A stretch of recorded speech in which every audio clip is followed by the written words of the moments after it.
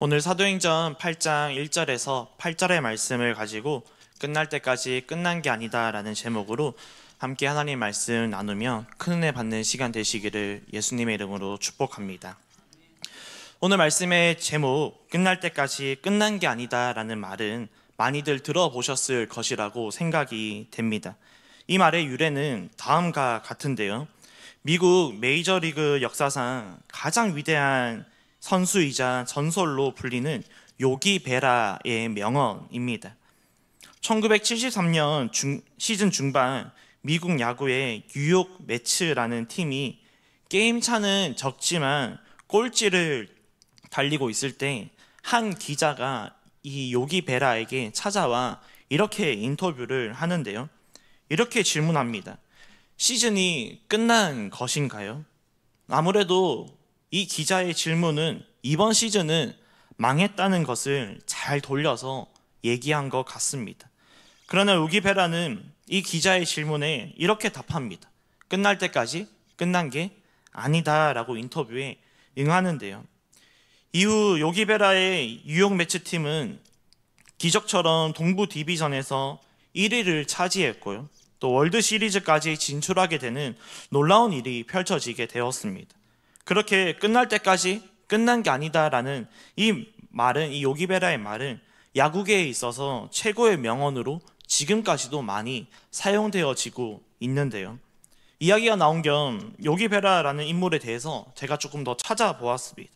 그의 업적이 이것이 끝이 아니었습니다. 요기 베라가 메이저리그에 남긴 업적은 실로 대단했는데요. 10번의 월드 시리즈 우승, 15번의 올스타, 3번의 아메리칸 리그 MVP를 달성할 만큼 기록도 어마어마합니다. 또한 감독으로서 자신이 이끌던 이 팀을 모두 월드 시리즈에 진출시킬 만큼 명장 중에 명장이었다라고 하는데요. 이러한 업적을 바탕으로 뉴욕 양키스 구단에서 이 요기 베라의 등번호 8번은 영구 결번이 되었고요. 그리고 명예의 정단에 헌액되었다라고 하는데요. 사랑하는 여러분, 제가 오늘 이 요기 베라라는 인물과 또 그가 남긴 이 끝날 때까지 끝난 게 아니다라는 유래의 이야기로 오늘 말씀을 시작한 데에는 이유가 있습니다. 오늘 함께 살펴볼 사도행전 8장의 말씀에 등장하는 상황과 이 환경이 마치 요기 베라가 한 기자와의 인터뷰를 했을 그 당시의 상황과 또 너무나도 유사하기 때문인데요. 오늘 본문 말씀 다음과 같이 시작합니다. 사도행전 8장 1절의 말씀인데요. 같이 한번 읽어보도록 하겠습니다. 사울은 그가 죽임 당함을 마땅히 여기더라. 그날에 예루살렘에 있는 교회에 큰 박해가 있어 사도 외에는 다 유대와 사마리아 모든 땅으로 흩어지니라. 아멘. 오늘 말씀은 시작부터 두 가지를 우리에게 알려주고 있습니다. 먼저는 처음에는 어떤 한 사람이 죽임을 당했다라는 것입니다. 죽임당한 사람이 누구입니까? 오늘 본문 바로 앞에 사도행전 7장에서 스데반 집사님이 순교당한 사건을 말하는 것입니다. 그리고 다음으로 이 두 번째로 알려주는 사건은 이 스데반 집사님의 순교 사건 이후 예루살렘에 있는 교회에 큰 박해가 찾아오게 되면서 그 모든 사도 외에 모든 그리스도인들이 유대와 사마리아 땅으로 다 뿔뿔이 흩어지게 되었다라는 사실을 알려주고 있습니다. 그런데 이러한 두 가지의 사건을 모두 주도한 인물이 있었는데요. 누구입니까?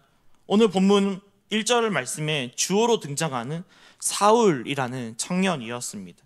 그는 스데반의 죽음에 가장 앞장서서 주도했던 사람이었습니다. 그리고 그것으로 멈추지 않았는데요. 사도행전 8장 3절의 말씀에서 사울이 이렇게 하였다고 말을 하죠. 사울이 교회를 잔멸할새 각 집에 들어가 남녀를 끌어다가 옥에 넘기니라. 아멘. 사울이라는 청년이요, 스데반으로 끝나지 않고 예루살렘에 있는 교회를 잔멸하기 위해 모든 집집마다 들어가 남녀노소를 막론하고 예수를 믿는 사람들이라면 다 끌어내 다 옥에 가두었다라고 성경은 우리에게 말하고 있습니다. 본문 말씀에 사용되어지고 있는 잔멸하다라는 단어는요, 파괴라는 단어를 가진 헬라어 리메라는 단어에서 파생된 단어인데요, 잔멸하다는 것은 다시 말해서 폭력을 사용하여 신체나 인격에 큰 손상을 주는 행위를 잔멸하다라고 말합니다. 마치 바퀴벌레가 집에 나타났다면, 발견하였다면 그 바퀴벌레를 잡듯이 완전히 없애버린다는 것이 잔멸하다라는 단어입니다. 즉, 사울이라는 청년이 예루살렘에 있는 교회에 어떤 방식으로 핍박을 했는지, 박해를 가했는지 잘 설명해주는 말씀인데요, 이로 인해 예루살렘에 있는 그리스도인들은 유대와 또 사마리아 모든 땅으로 흩어질 수밖에 없는 상황이었음을 성경은 우리에게 알려주고 있습니다. 그런데 다들 사도행전의 말씀을 우리가 잘 읽어보셔서 아시듯이 조금은 이상하지 않습니까? 여기서 이상하다는 것은 하나님의 일하심이 이상하다라는 것인데요, 오늘 본문 말씀 바로 이 앞부분에 기록되어 있는 이 사도행전의 이 말씀을 기억해 보시면, 예루살렘에 있는 이 교회에 핍박이 있기 이전에, 그리고 스데반 집사님이 순교하기 이전까지만 해도 이 사도행전의 이 초대교회, 특히 예루살렘의 교회에 얼마나 많은 놀라운 부흥의 역사들이 펼쳐지고 있었습니까? 부활하신 예수님께서 하늘로 승천하시면서 마지막으로 하신 말씀이 있었는데요, 사도행전 1장 8절의 말씀입니다. 예수님께서 이렇게 말씀을 하시죠. 한번 같이 읽어보도록 하겠습니다. 오직 성령이 너희에게 임하시며 너희가 권능을 받고 예루살렘과 온 유대와 사마리아와 땅끝까지 이르러 내 증인이 되리라 하시니라. 아멘. 이 말씀은 사도행전의 말씀을 관통하는 핵심 말씀 중에 하나입니다. 그러나 제자들은 예수님께서 이 승천하시면서 하신 이 말씀을 잘 이해하지 못했습니다. 그러나 시간이 흘러 사도행전 2장에서 소개하는 것과 같이 어느 오순절 날에 모두 성령의 충만함을 받고요, 그리고 베드로가 선포하는 말씀을 통해 무려 3,000명이나 되는 사람들이 예수 그리스도를 영접하고 또 세례를 받는 등 놀라운 부흥의 불길이 타오르는 것을 우리가 잘 알고 있습니다. 그런데 이게 무슨 일입니까? 스데반 집사님이 복음을 전하는 그 순간 그와 동시에 사울이라는 청년이 등장합니다. 그리고 사울이 등장하면서 초대교회 부흥의 이 모든 불길이 꺼져가게 되는데요, 예수 그리스도의 이름으로 모이기에 힘쓰라고 하나님께서 말씀을 하셨는데, 오히려 예루살렘 교회는 이제 사울이라는 이 청년이 작정하고 교회를 핍박하는 것으로 인해 뿔뿔이 흩어지게 되는 상황이 오늘 말씀의 이 시작이라는 것입니다. 말씀의 서두에서 요기베라에게 인터뷰를 한 기자가 만약 오늘 본문 말씀의 상황과 이 환경에 등장하는 예루살렘 교회를 주제로 이 사울의 핍박을 피해 도망가는 그리스도인들을 대상으로 인터뷰를 한다면 이렇게 질문하지 않았겠습니까? 이번 시즌은 끝난 것인가요? 라는 문장 대신, 질문 대신 초대교회는 끝난 것인가요? 라고 질문하지 않았겠습니까? 사랑하는 여러분, 사울의 핍박으로 도망가기 바쁜 시점에서 이런 기자의 인터뷰 대상이 만약 오늘날 저와 여러분이었다면 여러분은 초대교회는 끝난 것인가요? 라는 이 인터뷰에 무엇이라고 답하시겠습니까? 거듭해서 말씀드리지만 저는 개인적으로 성경을 읽으실 때 또 상상을 하면서 읽어보기를 권면하고 추천하는데요, 그래서 오늘 이 시간 함께 잠시 상상을 해보자는 것입니다. 우리는 21세기 교회를 다니는 것이 아니라 초대교회를 지금 우리가 다니고 있는 중이라고 한번 상상을 해볼까요? 지금 사울이라는 청년이 연희교회에 쳐들어왔습니다. 그리고 우리는 그 청년을 피해 저와 여러분은 도망가기 바쁜 상황입니다. 이런 상황 반경에서 기자가 찾아옵니다. 그리고 나를 붙잡아 인터뷰를 하는데요, 초대교회는 끝난 것인가요? 무엇이라고 답하시겠습니까? 오늘 말씀의 결론은 우리가 오늘 말씀의 결론을 아는 것과 같이 우리 모두는 이와 같은 질문에 대해서 믿음으로 다음과 같이 선포해야 할 줄을 믿습니다. 한번 같이 따라해 볼까요? 끝날 때까지 끝난 게 아니다. 네, 감사합니다. 그런데 오늘날 성경을 통해 우리는 이미 말씀의 결론을 우리는 너무나도 잘 알고 있습니다. 그러다 보니까 어쩌면 이러한 질문에 우리는 너무나도 쉽게 답하고 있을지도 모르는데요.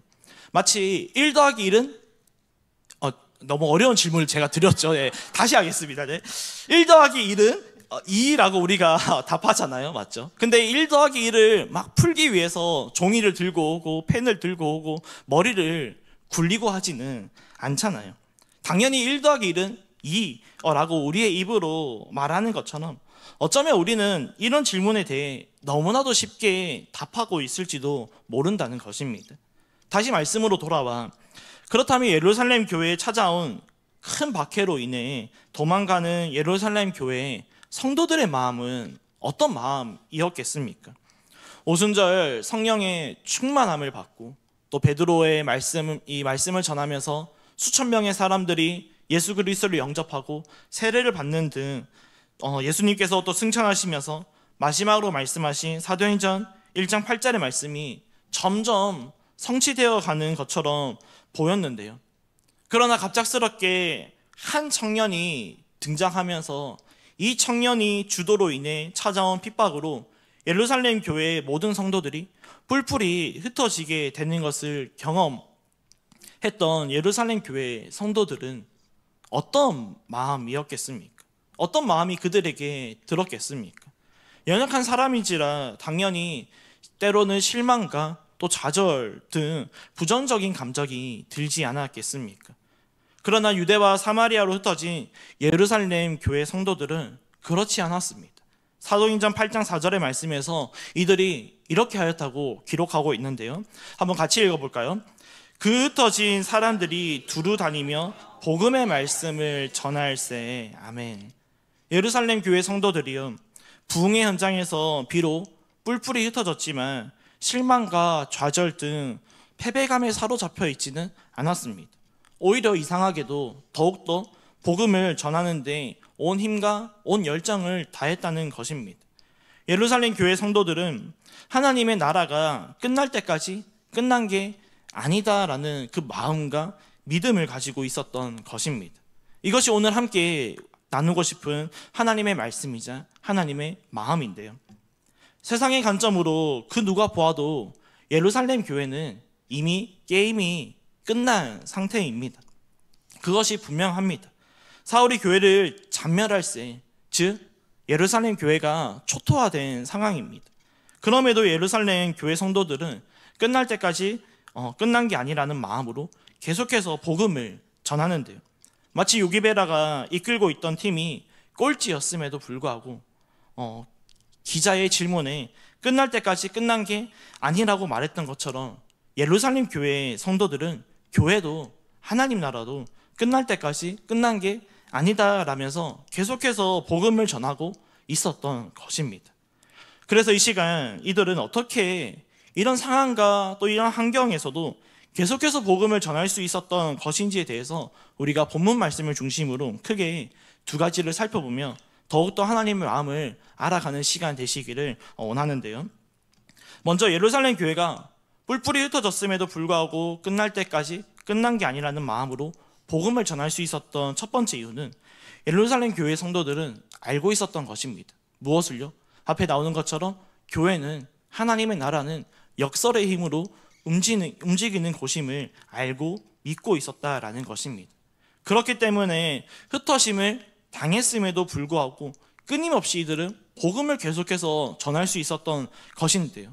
우리 다시 한번 사도행전 8장 4절의 말씀을 읽어보도록 하겠습니다. 그 흩어진 사람들이 두루 다니며 복음의 말씀을 전할셈. 아멘. 사도행전 8장 이 4절, 이 말씀이 바로 역설의 상황이라는 것입니다. 그 흩어진 사람들 누구입니까? 예루살렘 교회에서 이 찾아온 핍박으로 박해로 인해 도망쳐갔던 사람들입니다. 영적인 도망자이면서 동시에 영적인 패배자들이었습니다. 그런 사람들이 좌절하여 주저앉아 있는 것이 아니라 오히려 더욱더 힘을 내어 온 열정을 내어 두루 다니며 복음의 말씀을 전했다는 것인데요. 이것이 역설이라는 것입니다. 역설이란 국어사전에서 이렇게 정의하는데요. 역설이란 일반적으로 모순을 일으키기는 하지만 그 속에 중요한 진리가 함축되어 있는 것을 역설이라고 정의합니다. 이런 가운데 사도행전 8장은 특별히 빌립이라는 한 사람을 소개하는데요. 빌립도 동일하게 예루살렘 교회에서 이 박해로 도망쳐 나온 사람 중에 한 사람이었습니다. 그러나 빌립은 교회는 하나님 나라는 역설의 힘으로 움직인다는 이 믿음과 그 소망을 가지고 사마리아 지역에서 계속해서 복음을 전했는데요.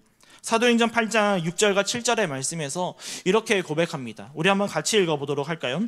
우리가 빌립의 말도 듣고 행하는 표적도 보고 한 마음으로 그가 하는 말을 따르더라. 많은 사람에게 붙었던 더러운 귀신들이 크게 소리를 지르며 나가고 또 많은 중풍병자와 못 걷는 사람이 나으니. 아멘. 사마리아에서 그리스도를 전파하는 빌립을 통해 무슨 일이 일어납니까? 더러운 귀신이 쫓김을 받게 되고요. 그리고 중풍병자와 못 걷는 이등 연약한 지체들이, 연약한 사람들이 나음을 얻게 되는 놀라운 역사가 일어나게 되었습니다. 제가 직전 교회에서 섬기던 부서는 청소년, 특별히 중학교 1학년 친구들을 섬기고 있었는데요. 코로나가 한창일 때 모든 성도님들이 교회를 나오지 못했던 때도 있었고, 또 이제 시간이 흘러 전체는 아니더라도 전체 중에 일부분만 교회에 나올 수 있었던 그런 때가 있었지 않습니까? 아이들도 마찬가지였습니다. 키와 지혜가 성장한 어른들도 현장 이 자리에 예배에 나오지 못하고 온라인으로 예배 드리는 것이 너무나도 힘이 들었는데, 들어보니까 아이들도 너무나도 힘이 들었다라는 것입니다. 무엇이 힘들었는지 아세요? 온라인으로 예배를 드리니까 화면을 한 번만 터치하면 다른 재밌는 영상들이 와장창 이렇게 쏟아지는데, 그것을 통해서 예배에 집중하는 것이 너무나도 힘들고 어려웠다는 것이 우리 아이들의 대답이었습니다. 그래서 저희가 직전 이 교회에서 동역자들과 내린 결론은 정말 다시 본질로 돌아가자는 것이었습니다. 그런데 타이밍도 좋게 좋았던 것이 이 직전 교회에서 2024년 연희교회가 집중적으로 하고 있는 우리 리딩 바이블, 리딩 지저스, 전 교인 성경 통독처럼 직전 교회에서도 다음 세대를 통틀어 전 교인이 다 함께 이 성경 통독을 하고 있었는데요. 그래서 청소년들에게 우리가 이런 때일수록 말씀에 집중할 수 있도록 좀 뭔가 도움을 줘야겠다라는 마음으로 동역자들과 함께 참 하나님의 지혜를 구했는데요. 그러면서 재밌는 이 성경 영상도 만들어 주면서 함께 성경을 읽어가기 시작했습니다. 그런데 이런 사역을 시작한 지 얼마 지나지 않아 어느 날 한 통의 문자를 제가 받게 되었습니다. 그 문자를 사진으로 가지고 왔는데요. 이렇게 말을 하는 거예요.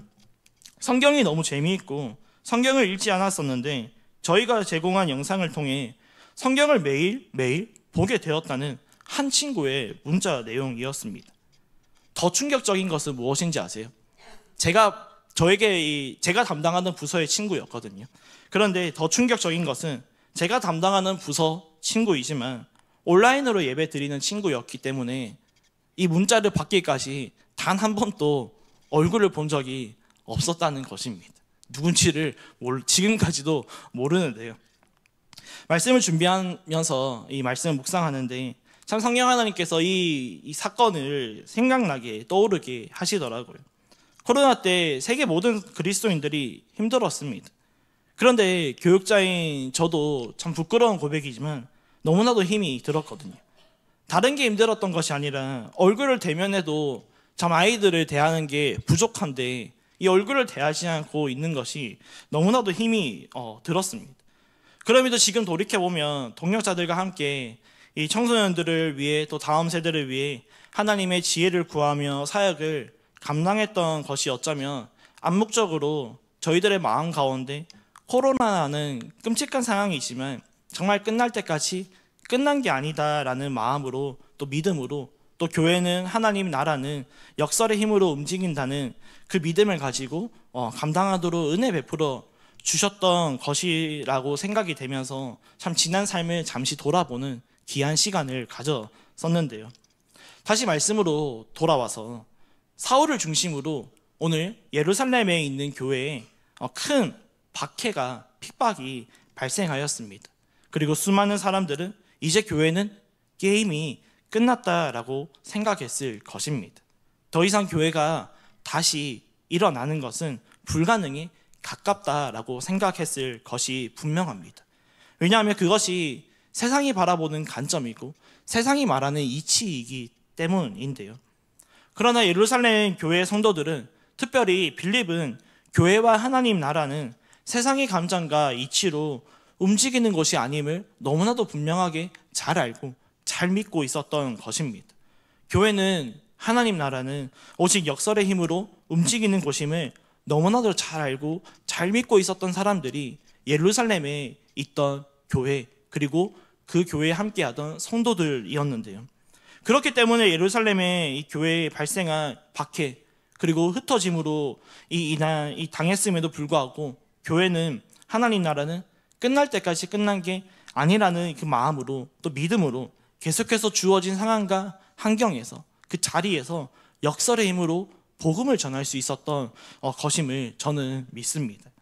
그리고 강제로 흩어짐을 당한 것이 오히려 또 다르게 역설적이게 사도행전 1장 8절, 오직 성령이 너희에게 임하시며 너희가 권능을 받고 예루살렘과 온 유대와 사마리아와 땅끝까지 들어 내 증인이 되리라고 예수님께서 하신 말씀이 성취되어 가는 과정이 되었던 것인데요. 그런가 하면 다음으로 흩어짐을 당했음에도 불구하고 예루살렘 교회 성도들이 또 끝날 때까지 끝난 게 아니라는 마음으로 복음을 전할 수 있었던 두 번째 이유입니다. 두 번째 이유는, 교회는요, 또 하나님 나라는요, 기쁨의 통로가 된다는 그 마음의 확신, 그 믿음이 있었기 때문입니다. 사도행전 8장 8절의 말씀인데요, 같이 읽도록 하겠습니다. 그 성에 큰 기쁨이 있더라. 아멘. 특별히 오늘 본문 말씀은 흩어진 예루살렘 성도들 중에서도 빌립이라는 인물에 집중하여 말씀이 펼쳐지고 있습니다.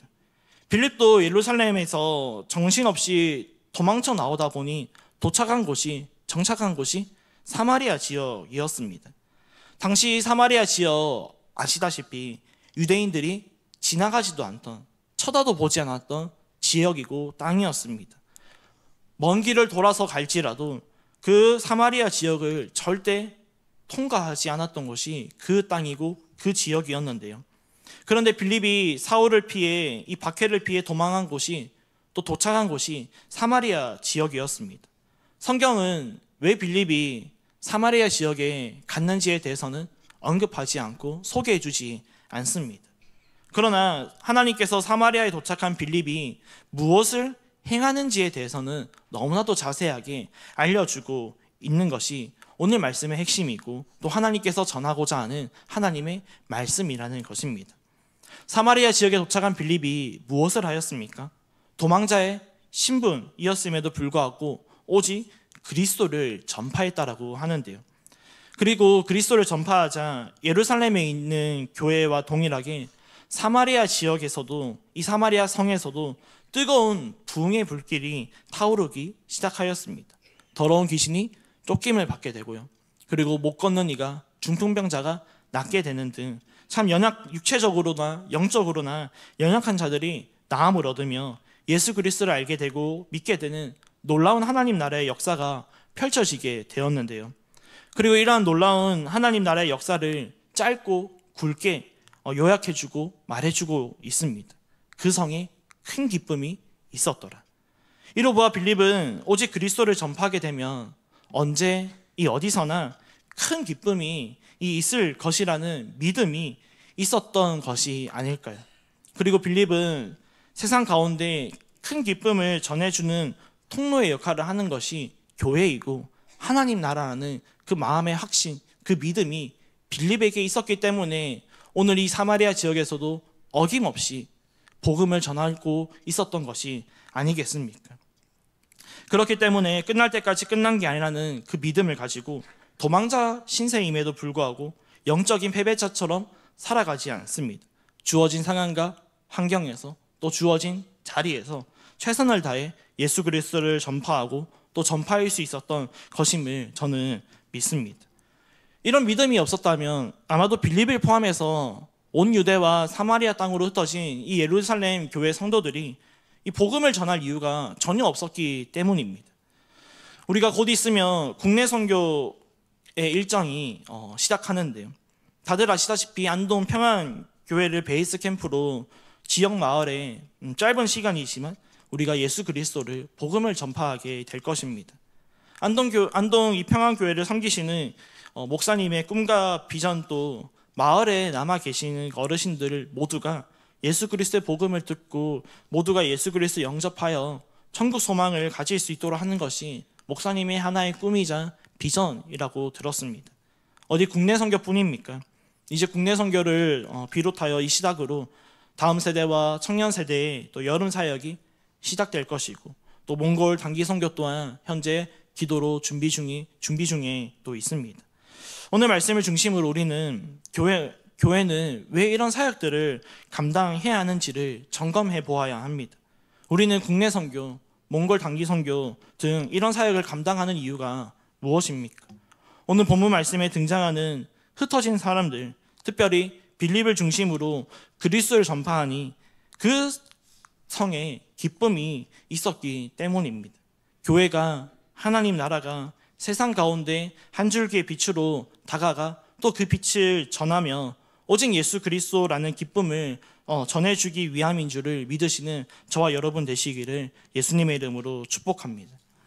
거듭 말씀드리지만 국내 선교든 우리가 단기 선교든 또 여름 사역이든 또 교회 많은 곳곳에서 펼쳐지고 있는 이 사역, 그 해당하는 자만이 신청한 자만이 하는 것이 아닙니다.